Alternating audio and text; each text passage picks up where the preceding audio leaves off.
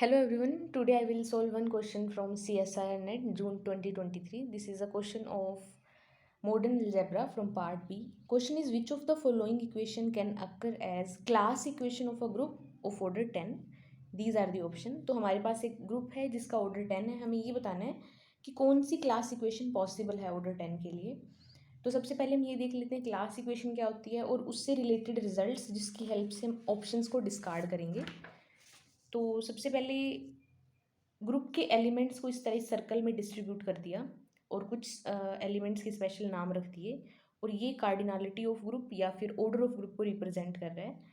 तो basically class equation क्या होती है, we are breaking up the group into distinct classes and the special thing about these classes is that their order must divide the order of the group. जिस तरह से school और colleges में different different classes में हर class को represent करने के लिए मॉनिटर या फिर क्लास रिप्रेजेंटेटिव होता है, तो उसी तरह से ये जो कॉन्जुगेट क्लास है इस क्लास को रिप्रेजेंट करने के लिए x1 है, इस क्लास को रिप्रेजेंट कर रहा है x2, यहाँ x3, x4, x5 और x6 जितने भी एलिमेंट होंगे इस तरह से रिप्रेजेंट होगा. और ऐसा भी हो सकता है कि कुछ कॉन्जुगेट क्लासेस में सिर्फ एक ही एलिमेंट हो, एक से ज़्यादा एलिमेंट ना हो.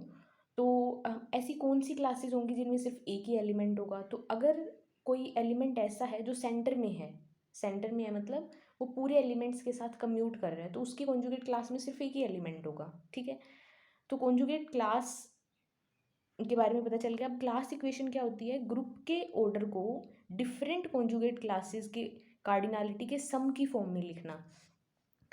अब जैसे ये क्लास थी तो cardinality of x1, second class sum plus cardinality of x2 plus cardinality of x3, x4, x5 and x6. अब x5 और x6 की कार्डिनलिटी में सिर्फ एक ही एलिमेंट है तो यहाँ पे 1+1 लिख दिया. अब हमें ये भी पता है कि 1 कब आता है, जब वो एलिमेंट सेंटर में हो. इसका मतलब ये है कि x5 और x6 सेंटर में है. जितने एलिमेंट सेंटर में होंगे उन सभी एलिमेंट की कार्डिनलिटी 1 होगी, मतलब उनकी कॉन्जुगेट क्लास में सिर्फ एक एलिमेंट होगा.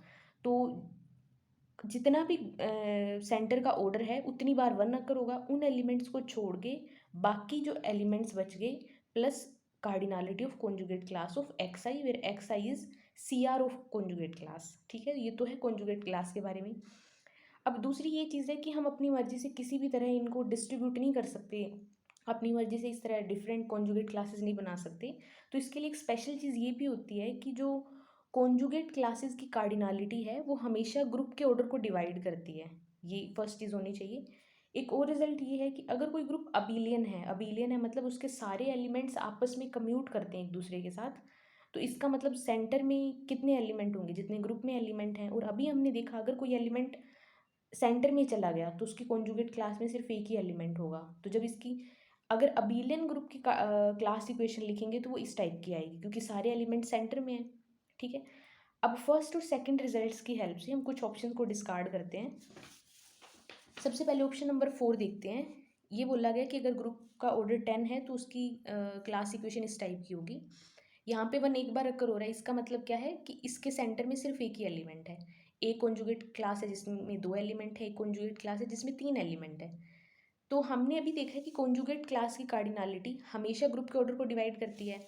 तो यहाँ ये किसी ना किसी एलिमेंट की कॉन्जुगेट क्लास की कार्डिनलिटी है, तो ये पक्का ग्रुप के ऑर्डर को डिवाइड करनी चाहिए. ग्रुप का ऑर्डर 10 है लेकिन 3 तो 10 को डिवाइड नहीं करता. इसका मतलब फोर्थ ऑप्शन डिस्कार्ड हो गया. अब थर्ड ऑप्शन पे चलते हैं. थर्ड ऑप्शन में क्या बोला है कि क्लास इक्वेशन इस टाइप की होगी. तो 1+1+1, जो 1 है वो 3 बार आ रहा है.